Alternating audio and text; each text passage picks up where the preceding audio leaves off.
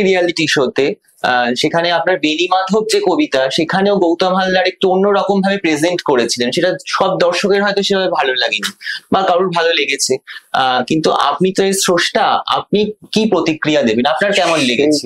আমি দেখি, ওই যে আমি শুনেছি যে গৌতম হালদার যে একটা টেলিভিশনে কোনো রিয়েলিটি শো, প্রথম কথা আমি কোন টেলিভিশন রিয়েলিটি শো দেখি না, আমার ঘরে টেলিভিশন নেই, মানে আমি যে ঘরে থাকি, ফলে রিয়েলিটি শো দেখার উপায় নেই।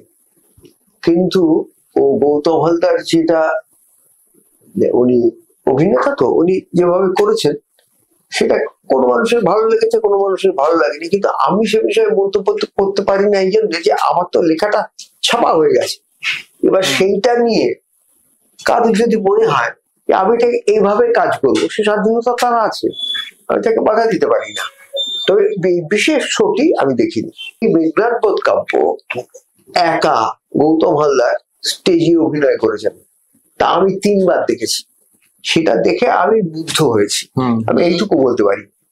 আমার কবিতা তিনি কিভাবে করেছেন সেটা আমি জানি না, তো আমার থেকে অনেক বড় একজন কবি এবং তার অনেক কঠিন একটা দীর্ঘ কাব্য তিনি একা মঞ্চে রূপায়িত করেছেন, সেটা অপূর্ব করেছেন, সেটুকু বলতে পারি আমি।